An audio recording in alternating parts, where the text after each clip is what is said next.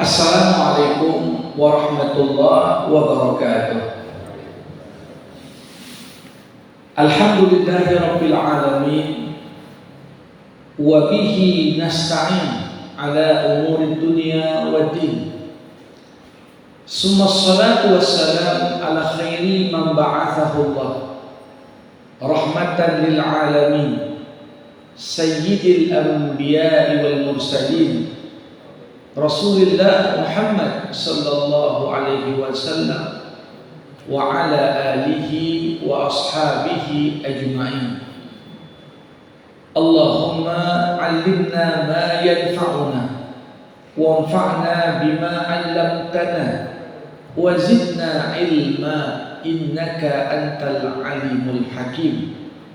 Bapak-bapak, ibu-ibu, saudara-saudari jamaah Fardhu Subuh di Masjid Al-Ikhwan yang dimuliakan Allah Subhanahu wa taala. Marilah kita bersyukur kepada Allah.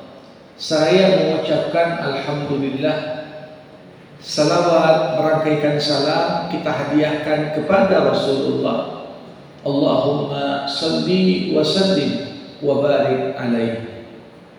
Jemaah rahimakumullah, di kesempatan kajian kita pagi hari ini kita akan membersamai firman Allah di surah Al-Baqarah ayat 216. Allah Subhanahu wa taala berfirman, wa asa an takrahu syai'an wa huwa khairul lakum wa asa an tuhibbu syai'an wa huwa syarrul lakum. Boleh jadi kamu tidak menyukai sesuatu padahal itu baik bagimu, dan boleh jadi kamu menyukai sesuatu padahal itu tidak baik bagimu. Maha benar Allah dengan segala firman-Nya.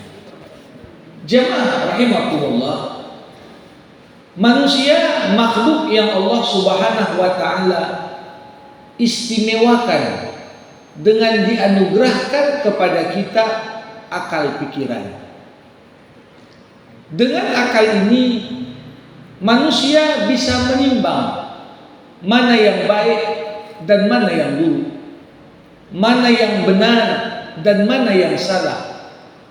Tidak jarang preferensi kita lebih menyukai A dibandingkan B,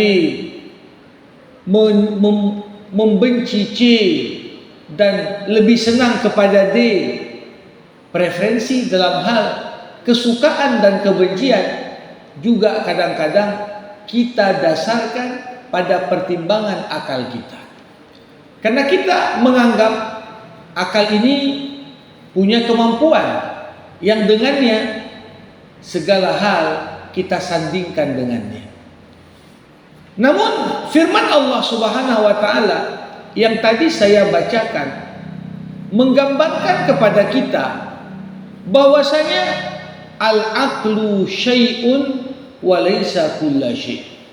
Akal itu hanya mampu untuk menyingkap dan mengetahui sebahagian hal, tapi akal tak bisa mengetahui segalanya.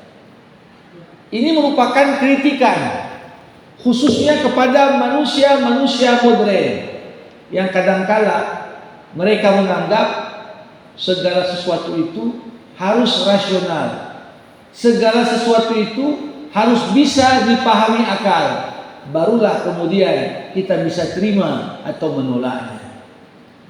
Seakan-akan bagi orang yang berpikiran demikian, segala apa yang tak sejalan dengan akal tak bagus, segala apa yang sejalan dengan akal bagus. Padahal hakikatnya akal ini punya banyak kelemahan. Akal ini tanpa ada bimbingan dan cahaya wahyu, akal juga tidak bisa mengetahui banyak hal yang gaib. Manusia hidup di masa lalu masa sekarang, dan masih akan datang. Mungkin akal tahu sebagian apa yang terjadi di masa sekarang, tapi apa yang terkait masa lalu, banyak hal yang justru akal tak mampu menjangkaunya, apalagi ketika berbicara tentang masa depan. Masa depan yang misterius tentunya gak mudah bagi akal. Bahkan terkadang akal pun tak punya jalan dan akses untuk tahu semua yang ada di masa depan. Disinilah Allah ingatkan pada kita lewat ayat yang tadi dibacakan. Boleh jadi engkau benci pada sesuatu, padahal di balik apa yang kau benci ada kebaikan untukmu. Boleh jadi engkau menyukai sesuatu, padahal apa yang kau cintai itu ternyata buruk bagimu.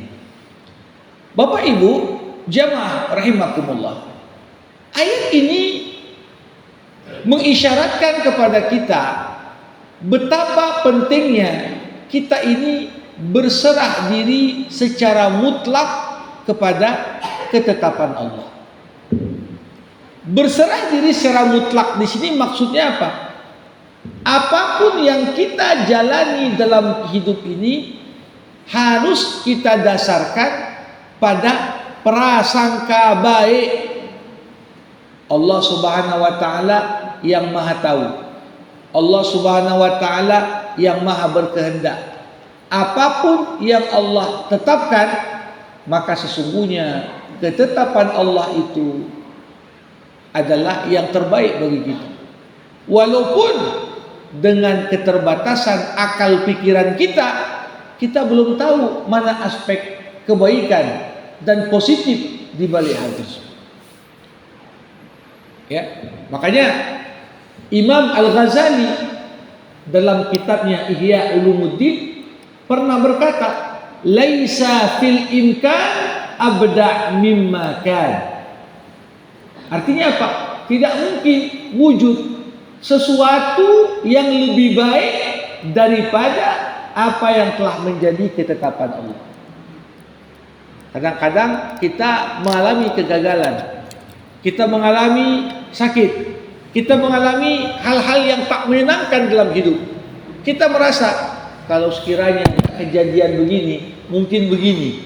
Menurut kita yang kejadian itu merampas apa yang kita cita-citakan, yang kita sukai, yang kita anggap itu adalah kebaikan yang mungkin kita petik dalam hidup ini.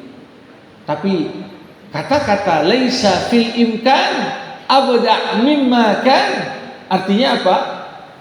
Kalau Allah belum perkenankan apa yang kita cita-citakan, apa yang kita harapkan, ternyata ada satu hal yang menghalangi kita untuk sampai kepada apa yang kita kehendaki, yakinlah Allah Subhanahu wa taala sedang siapkan juga sesuatu yang baik, yang boleh jadi kebaikan itu gak mampu dipahami akal sekarang, tapi akal nanti akan mengetahui hikmah, alasan kenapa Allah Subhanahu wa taala belum mengijabah doa kita.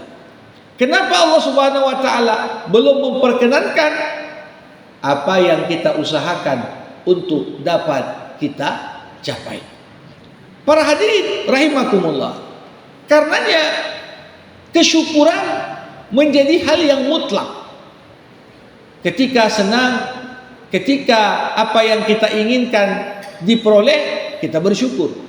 Bahkan ketika apa yang kita harapkan belum dapat, di sini pun sebenarnya ada porsi syukur yang tetap harus kita lakukan.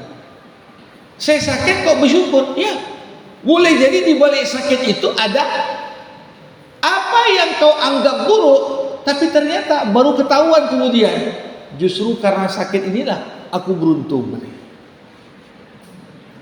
Bayangkan kadang-kadang ketika ada orang mau naik pesawat dan ternyata qadarullah di perjalanan terjadi macet parah yang membuatnya lambat sampai ke airport. dan gagal untuk terbang di flight yang sudah dia beli tiketnya. Mungkin di awal orang mengatakan, aduh kenapa lah aku gagal berangkat. Tapi seketika 2 jam kemudian masuk berita di TV, pesawat yang ditumpangi ternyata kemudian mendarat darurat atau bahkan kecelakaan. Boleh jadi orang mengatakan, oh syukurlah aku terlambat.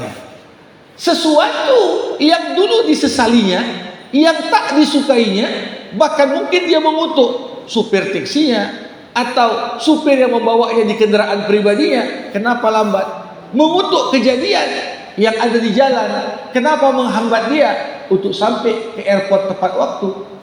Tapi ketika dia paham, ini ternyata kehendak Allah, yang dulu dia berprasangka buruk terhadapnya, dia anggap, aduh rugi tiketku, kemudian rugi pula urusan bisnis yang akan dituju, tak bisa sampai tepat waktu. Tapi ternyata ketika Allah bukakan sebagian dari hikmah, kenapa ketetapan Allah berlaku padanya, tidak ada satupun orang kecuali dia pasti akan bersyukur pada sesuatu yang mungkin dianggapnya beberapa menit, beberapa jam sebelumnya itu dianggap sebagai sebuah musibah dan bisa dikatakan bencana yang menimpa pada dirinya. Jamaah rahimakumullah. Maka dari itu, bagaimana mendudukkan ayat wa asa an takrahu syai'an wa huwa khairul lakum wa asa an tuhibbu syai'an wa huwa syarrul lakum. Dalam konteks kita tetap bersyukur kepada Allah Subhanahu wa taala. Yang pertama, ayat ini mengingatkan kita tetap dalam koridor kesyukuran walaupun yang wujud tidak kita senangi. Kenapa? Karena ayat ini menyingkap kepada kita satu fakta, bahwasanya apa? Boleh jadi yang kau tak senangi itu lebih banyak menimpa orang lain dibanding dirimu sendiri. Kadang-kadang kita ngeluh, kawasan sini banyak mati lampu misalnya, atau terganggu air pump, atau permasalahan lain. Ini kita mengutuk, aduh tak senang. Tapi ketika kita disadarkan, ada orang di saat Indonesia udah hampir 80 tahun merdeka, akses listrik pun belum ada, akses air bersih pun belum ada. Di saat itu baru kita sadar, ya Allah, bersyukurlah. Walaupun di tengah-tengah hal yang tak menyenangkan hati ini, tapi ternyata ada di antara hambamu yang lain kesulitannya lebih banyak daripadaku. Ya. Jadi memang seperti dikatakan penyair, tidak semua kapal angin sejalan dengan arah kapal. Kadang-kadang kapal mau ke selatan, arah angin ke utara. Itu. Begitu juga dalam hidup ini. Tidak semua yang kita kehendaki kemudian sesuai ketetapan Allah dengan itu. Nah, jadi walaupun demikian bukan berarti kita tak bersyukur.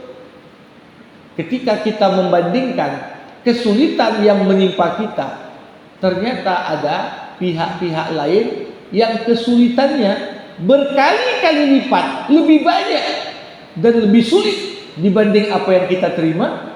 Disitulah baru kita tersadarkan, oh, walaupun sulit-sulit begini masih lebih baik daripada yang lain. Yang pertama. Yang kedua, rahimakumullah,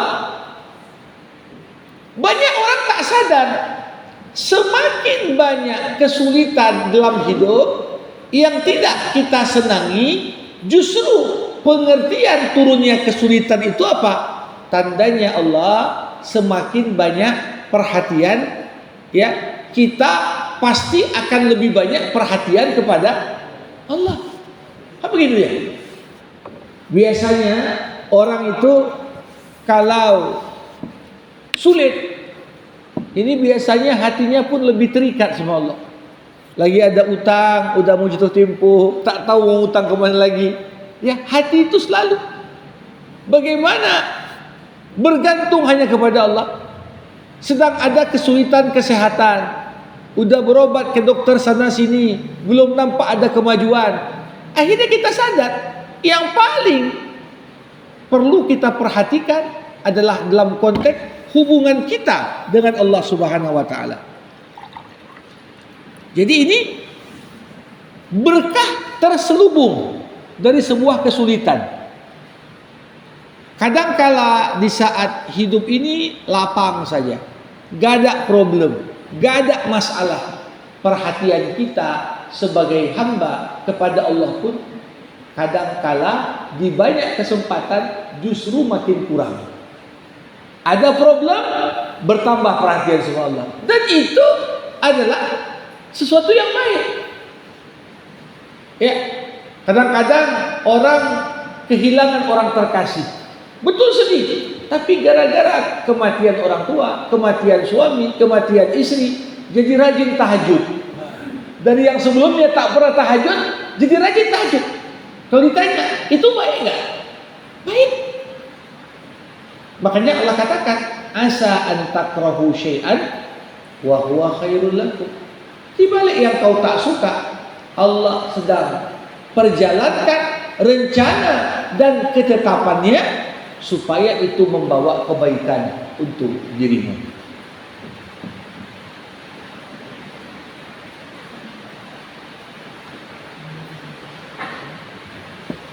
Jamaah rahimakumullah.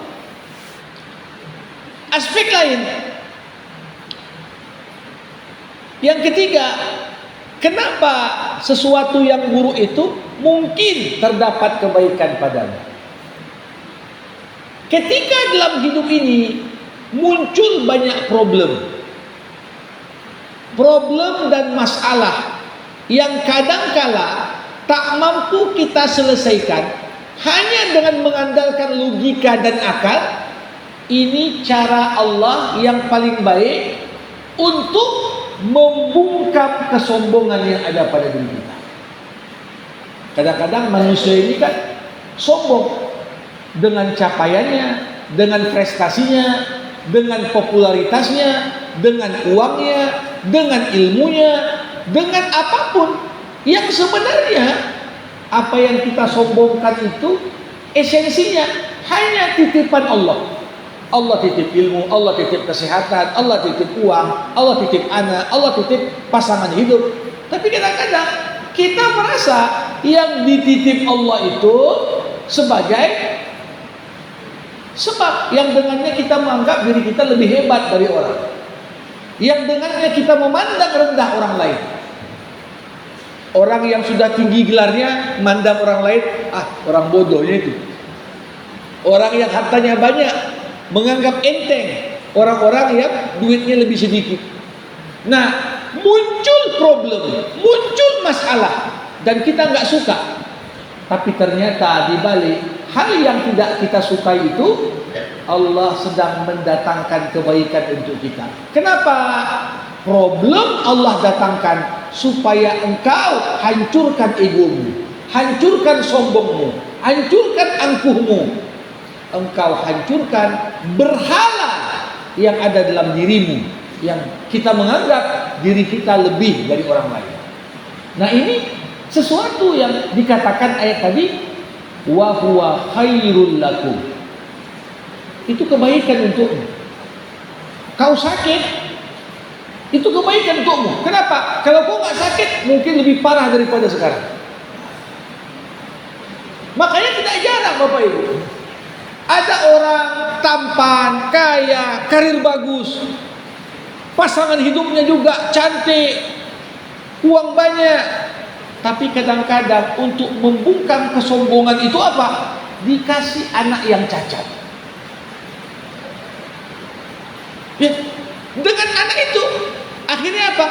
Orang tua yang dulu sebelumnya merasa, oh kami hebat, tapi dengan satu anak ini kesombongannya seperti dihancurkan, berkeping-keping. Satu sisi dia benci, ya Allah, kenapa kau kasih anak aku seperti ini?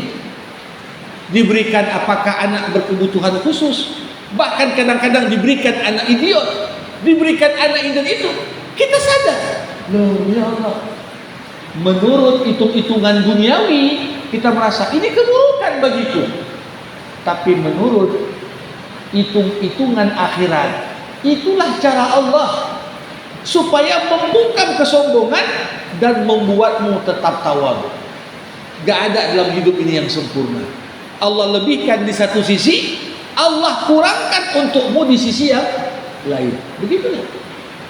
Makanya kalau kita lihat nampak orang, apakah dia public figure, artis, selebriti, ilmuwan, ulama, gak ada yang sempurna. Nampak dia hebat, dia pasti ada cara Allah yang membuat dia gak senang. Tapi dibalik ketidaksenangannya itu adalah bagian bagaimana Allah Subhanahu wa taala membawa kebaikan untuk dirinya. Bapak Ibu, rahimakumullah, yang keempat, kalau kita disuruh pilih, mau pilih hidup tenang, gak ada problem, atau mau milih hidup penuh dengan masalah dan problem, orang rata-rata pasti milih ya hidup tenang lah. Masa hidup banyak problem? Tapi ternyata jamaah rahimakumullah, ketika hidup kita penuh dengan kesulitan, apa yang sebenarnya terjadi? Allah secara tidak langsung sedang mendidik kita lebih kuat, lebih kreatif, dan memiliki hal yang lebih unggul dibanding orang lain. Ya kadang-kadang kita sampai pada capaian-capaian kita sekarang, karir bagus, nama baik, popularitas ini dan itu. Kalau dipikir kau bisa memperoleh apa yang kau peroleh dari mana? Kalau dipikir dulu, wah aku tuh hidupnya susah, kuliah pun dulu kayak mana, makan pun begini. Ternyata segala kesulitan dulu di waktu muda itu yang membentuk karakter kita yang kuat. Sehingga apa? Ketika bersaing dengan orang yang tak punya mental baja seperti kita, kita bisa menang. Coba ya kita hidup ini lancar-lancar semua, gak ada problem. Niscaya hidup yang lancar membuat orang tak kreatif. Dari mana orang lahir kreativitas, inovasi? Karena banyak problem. Itu yang membuat orang berpikir berkali-kali lipat dibandingkan yang lain. Jadi sesuatu yang buruk ternyata baik. Ya, sesuatu yang kita anggap buruk ternyata baik. Nah, sekarang banyak orang tua yang dulu susah, sekarang sukses, uang banyak dan lain sebagainya, tak pengen anaknya susah macam dia dulu. Padahal dia lupa, kau bisa sukses pun gara-gara kau susah. Akhirnya apa? Inilah yang sering kita sesalkan. Wah, payah itu Gen Z, payah itu Gen Alpha. Kenapa? Karena kebanyakan orang tua dari generasi Gen Z dan Alpha ini biasa memanjakan. Udahlah gak apa-apa lah, masih anak-anak, gak dididik dengan tanggung jawab, gak dididik dengan disiplin, gak dididik dengan kreativitas. Akhirnya apa? Kita yang ujungnya ngeluh, payah kali anak sekarang nih, begini. Padahal mereka adalah produk didikan kita. Makanya Umar bin Khattab radhiyallahu anhu pernah berkata, walaupun kau kaya, walaupun kau senang, ikhshawshinu fa inna ni'mata la tadum. Didik dan ajarkan anakmu untuk juga merasakan, jangan hanya kemewahan yang dirasakan. Rasakan juga sama mereka itu gimana hidup itu kadang-kadang sulit. Kasih makan lauk yang kurang enak kadang-kadang, biar dia tahu kenapa nikmat itu enggak selalu ada. Roda kehidupan itu berputar. Hari ini uang banyak, akan datang suatu masa uang berkurang. Kalau anak selalu dididik dengan segala kemapanan dan keterpenuhan, dia merasa dirinya nggak kuat. Tapi di balik kesulitan-kesulitan yang ada, ternyata kebaikan. Kenapa? Orang jadi kuat karena banyak masalah.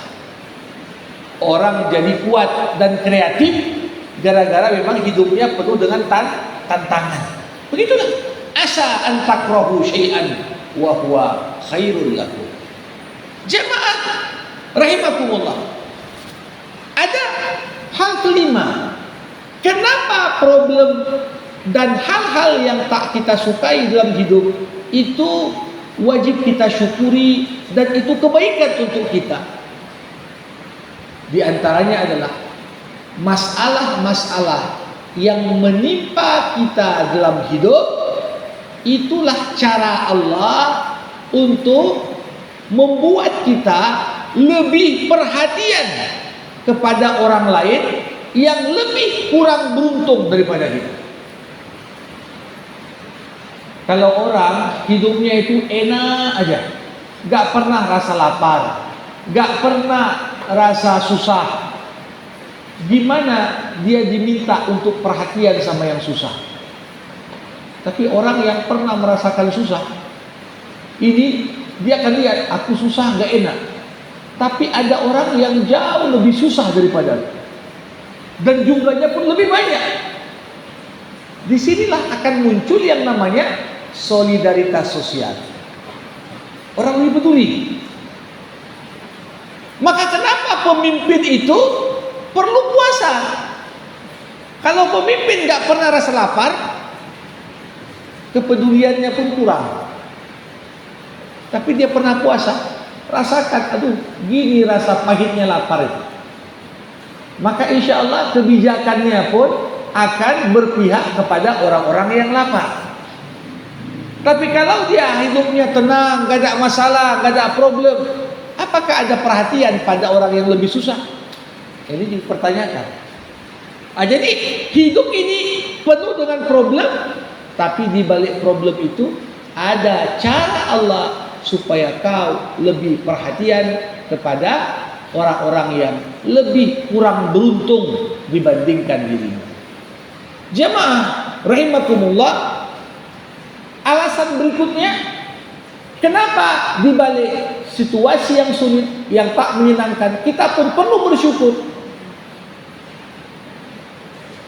Momen-momen sulit, momen-momen kita mengalami ujian dan cobaan, itulah cara Allah untuk membuat kita sadar betapa besar nikmat-nikmat yang sudah Allah berikan sebelumnya untuk kita, yang selama ini tak pernah kita syukuri dan kita sadari. Paling penting itu nikmat sehat. Orang ketika haus minum air putih kapanpun dia apa. Kalau udah sakit ginjal, ini kadang-kadang minum pun dibatasi. Hanya sekian liter untuk berapa jam. Ada orang baru tahu kita bisa minum dari gelas. Itu nikmat. Kapan? Ketika seorang bahkan untuk makan dan minum pun lewat selang. Ketika sudah tengok, ya Allah, berapa banyak kebaikan dulu Engkau berikan kepadaku, lupa aku syukuri. Bahkan menyadari itu sebagai nikmat pun tak pernah. Begitu juga dengan nikmat-nikmat lain. Makanya seorang ulama sufi membawa muridnya itu ke 3 tempat. Pertama dibuat kuburan untuk sadar kau masih punya nikmat hidup. Kalau sudah dikubur, apapun tak bisa kau buat lagi. Syukurilah nikmat hidup. Mensyukuri nikmat hidup artinya apa? Jangan sia-siakan waktu dalam hidup. Karena kalau sudah mati sudah, gak ada kesempatan dan peluang untuk apapun kebaikan. Yang kedua, dibawanya orang ke rumah sakit. Tengok. Yang sudah bahkan bernapas pun pakai bantuan alat. Yang bahkan, mohon maaf, buang hajat pun tak mesti lagi ke toilet. Ditampung. Alhamdulillah. Baru kita sadar, ya Allah, aku masih sehat. Maka berapa problem ini mengingatkan kita. Kemudian yang ketiga, dibawanya ke penjara. Nampak ada orang, ada waktu, ada hidup, tapi dicabut oleh Allah kebebasan. Mau kemana pun nggak bisa. Coba bayangkan, kita punya kebebasan di setiap waktu sholat bisa ke masjid. Ini nikmat yang kadang-kadang baru kita sadari begitu nikmat kebebasan itu dicabut Allah. Begitu dicabut, baru kita sadar, aduh, nggak bisa lagi. Aku pergi kemana yang aku suka. Jamaah rahimakumullah. Kemudian kita lihat, wa asa an takrahu syai'an wa huwa khairul lakum.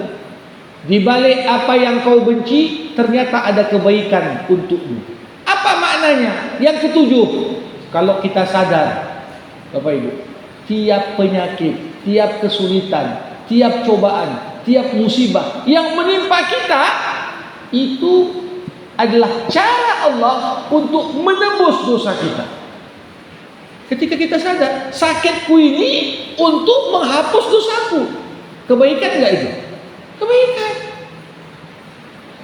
Karena kalau bukan lewat sakit, kita pun enggak tahu gimana dihapus dosa kita. Catatan dosa yang banyak, yang kadang-kadang momentum kita semua untuk menyadari kita ini cukup banyak lalai dalam hidup. Maka kesulitan yang datang itu adalah cara Allah. Allah tebus dosa, Allah hapus dosa. Yang kedelapan, kenapa kesulitan itu sesuatu yang baik? Dikatakan pula, setiap kali kita musibah, setiap kali kita dapat problem dan masalah, kita bersabar, bertawakal, itu cara Allah mencurahkan pahala yang banyak untuk kita. Jadi bukan hanya dosa yang dihapus, pahala pun dikasih. Bahkan kalau kita mau jujur, Bapak Ibu sekalian, apa amal ibadah yang potensi pahalanya paling besar dibanding ibadah lain? Jawabannya adalah ibadah sabar. Innama yuwaffas sabirun ajrahum bighairi hisab. Allah akan penuhi untuk orang-orang sabar pahala tanpa perhitungan. Makanya ini yang menggambarkan Nabi Ayub sakit. Kalau seorang nabi doanya kan mustajab. Kenapa Ayub enggak doa aja langsung, ya Allah angkatlah penyakit ini? Saya Allah angkat. Tapi Ayub sadar, Allah kasih penyakit bukan untuk disesali. Ini cara Allah membuka peluang emas untuk dia. Apa itu? Sabar aja. Kalau Allah Subhanahu wa taala nanti lihat kebaikan, diangkat penyakit ini, akan diangkat. Makanya doanya Ayub pun bukannya ya Allah sembuhkan aku. Nah, Anni masaniyad dur wa anta arhamur rahimin. Ya Allah, aku ditimpa keburukan, Engkaulah Tuhan yang paling penyayang. Yang dia minta apa? Ya Allah, aku sakit, curahkan kasih sayang-Mu. Bukannya memelas kasihan, ya Allah sakit, gak enak ya Allah, sembuhkan aku ya Allah. Karena dia sadar, di balik penyakit itu pun terbuka kesempatan dapat pahala tanpa perhitungan dari Allah lewat ibadah sabar. Yang kesembilan, Bapak Ibu, kalau kita dalam kesulitan yang banyak sekali, bertubi-tubi, bahkan kita merasa kita seperti tak mampu menyelesaikannya. Kesulitan itu tanpa disadari membuat kita rindu pada kematian. Ini gak pernah ada yang lain. Berapa banyak orang, udahlah, kalau banyak kali problem lebih nak mati daripada hidup. Tapi orang yang paling berat untuk mati siapa? Orang yang hidupnya terlalu enak. Yang paling takut mati orang yang hidupnya paling enak. Karena dia gak siap untuk meninggalkan keenakan itu. Tapi kalau orang susah, problem. Makanya ini hikmah, Bapak Ibu sekalian. Kenapa banyak bertambah usia menjelang wafat datang penyakit ini, datang kesulitan itu. Itu cara Allah memutuskan ikatan hati kita terhadap dunia. Diputus satu persatu. Kenapa? Mau makan durian pun udah dipantang. Mau ini pun udah gak bisa. Mau itu pun sudah ada batasannya. Sehingga apa? Kita merasa, udahlah, lebih enak kematian mungkin. Nah, jadi ini kesulitan tanpa disadari membawa kebaikan. Seorang justru merindukan Allah, merindukan untuk kembali kepadanya. Para hadirin yang ke-10, tanpa kita sadari, kesulitan adalah cara Allah untuk menyingkap di depan kita semua nilai dan hakikat orang-orang di sekitar kita. Untuk dapat menilai siapa kawan setia. Itu kapan? Bukan waktu senang, waktu sulit. Orang yang setia itu akan nampak kualitasnya memang di momen-momen sulit. Di saat orang tak mau jumpa kita, takut dimintai utang, ada kawan yang disuruh bantu. Ini yang betul, kualitasnya nampak. Tapi bisakah kita tahu kualitas teman dan sahabat kita yang sebenarnya tanpa kesulitan? Enggak. Ya, kalau untuk kumpul-kumpul waktu senang ditraktirin semuanya mau. Ibarat ada gula, ada semut. Kalau itu yang enak-enak, orang ramai semua. Tapi di saat kita membutuhkan hal yang berat, telepon satu-satu. Mungkin dari puluhan teman dekat, ya bisa dikatakan mungkin 3/4 minta maaf. Aduh, maaflah gak bisa aku. Mohon maaflah gak bisa. Mungkin cuma 1/4 yang apa yang bisa aku bantu. Oke lah, aku kesana sekarang. Jadi problem wa huwa khairul lakum. Dikasih problem, ternyata problem itu kebaikan untuk kita. Ini sesuatu yang kadang-kadang gak pernah kita bayangkan. Dan yang terakhir, kenapa kesulitan itu membawa kebaikan? Nah, maka para hadirin, kita misalnya dapat problem sekarang. Problem ini biasa. Ketika kita tahu di masa depan mungkin dapat problem yang lebih besar daripada ini,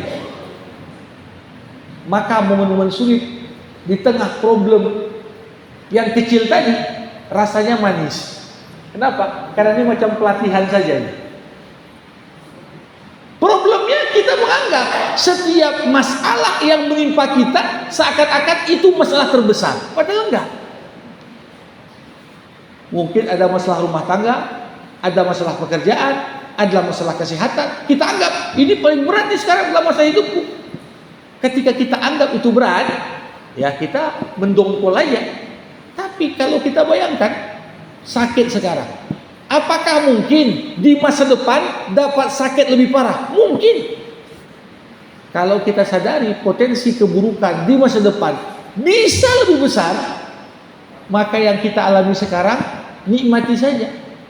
Anggap itu cara Allah melatihmu supaya lebih mampu menghadapi problem yang lebih besar. Nah, ini yang kadang-kadang lewat ayat yang begitu singkat tadi, ternyata di dalamnya hikmah Allah, kebijaksanaan Allah luar biasa. Maka dari itu perlu kita renungkan bersama apa yang dikatakan Ali bin Abi Thalib. Apa kata Ali? Lau kushifal ghita masdadtu yaqina. Sekiranya tabir gaib dibuka. Tabir gaib dibuka. Ali mengatakan, aku takkan memilih kecuali apa yang Allah pilihkan untukku. Ini kadang-kadang Allah pilihkan untuk kita A, kita mendongkol. Kenapa lah Allah nggak izinkan aku dapat B? Karena kita nggak tahu bahaya di balik B tadi. Ketika Allah bukakan, ini kalau aku kasih B, dampaknya padamu begini. Kalau nampak yang gaib sama kita, kita pun akan memilih yang Allah pilihkan. Ini kenapa? Karena kita nggak tahu yang gaib, sehingga kita nyalahkan. Kenapa dapat A, nggak dapat B?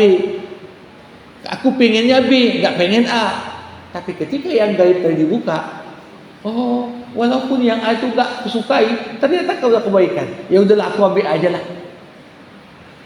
Yang B ini walaupun nampak seperti kebaikan untukku, tapi dampaknya jangka pendek, jangka menengah, jangka panjang begini. Ya udahlah kalau begitu, aku nggak mau yang B lah.